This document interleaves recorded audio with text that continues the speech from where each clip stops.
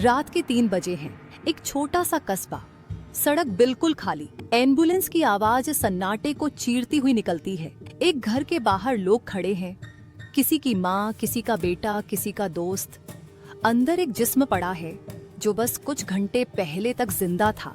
न कोई जंग, न कोई धमाका, फिर भी मौत आई। वजह एक गोली नहीं, एक इंजेक्शन नहीं, बस एक दर्द की दवा। अमेरिका में इसे लोग साइलेंट महामारी कहते हैं, ओपियोइड क्राइसिस। ऐसी महामारी जो अखबारों में रोज नहीं दिखती, पर हर दिन हजारों घरों को अंदर से तोड़ देती है। कहानी बहुत सीधी लगती है। दर्द होता है, डॉक्टर दवा देता है, मरीज ठीक हो जाता है, मगर यहीं से कहानी अंधेरे में उतरने लगती है। 1990 के दशक में अमेरिका में एक सोच फैलाई गई। कहा गया, दर्द को सहना जरूरी नहीं, दर्द भी एक बीमारी है। डॉक्टरों पर दबाव बढ़ा कि वो मरीज का दर्द पूरी तरह खत्म करे। इसी दौर में एक नई दवा आई, ओपियोइड पेनकिलर। नाम था ओनेक्सिकोडोन, हाइड्रोकोडोन और सबसे मशहूर ओनेक्सिकॉन्टिन। कंपनियों ने दावा किया, ये दवा सुरक्षित है, इसकी लत नहीं लगती। मेडिकल कॉन्फ्रेंस में मुफ्त लंच, चमकदार ब्रोशर और डॉक्टरों को भरोसा दिलाया गया कि ये दवा चमत्कार है। सच ये था कि ये दवाएं मॉर्फिन और हेरोइन के ही रिश्तेदार थीं। पहले ये दवाएं कैंसर या बड़ी सर्जरी के बाद दी जाती थीं। अब कमर दर्द, दांत दर्द, यहाँ तक कि छोटी चोट पर भी मिलने लगी।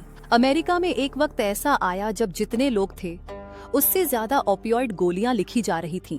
एक ट्रक ड्राइवर था जॉन, पीठ में हल्का सा दर्द हुआ। डॉक्टर ने ऑक्सीकॉन्टिन लिख दी। पहली गोली ने दर्द ही नहीं, थकान, चिंता, सब कुछ गायब कर दिया। जॉन को लगा, ये तो जादू है। कुछ हफ्तों बाद वही असर पाने के लिए 2 गोली चाहिए थी, फिर 4, फिर बिना दवा के बदन कांपने लगता, पसीना बहता, दिमाग चिल्लाता।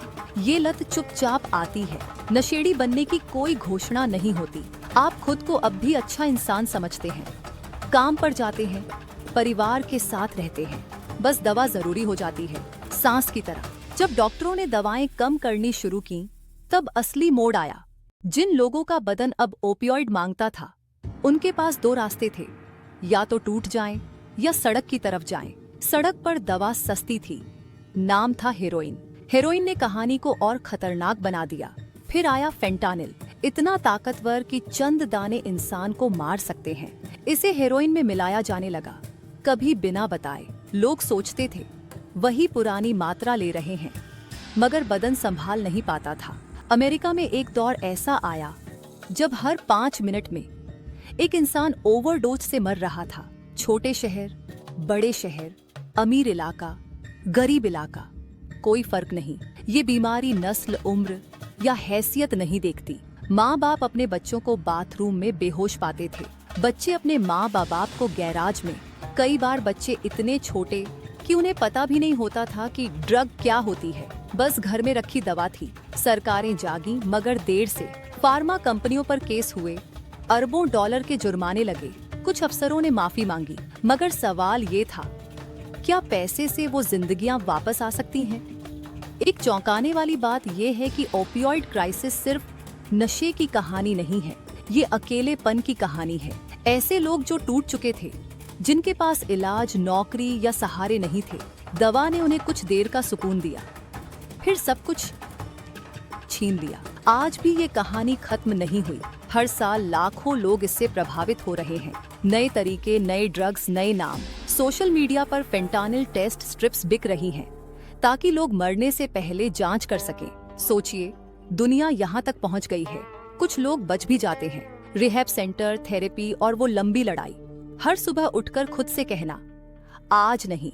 कई लोग कहते हैं ये जंग जिंदगी भर चलती है। ओपियोइड क्राइसिस हमें एक सख्त सवाल देता है, जब मुनाफा इंसान से ऊपर हो जाए तो अंजाम क्या होता है? और क्या हम दर्द से भागते भागते खुद को ही खत्म कर रहे हैं?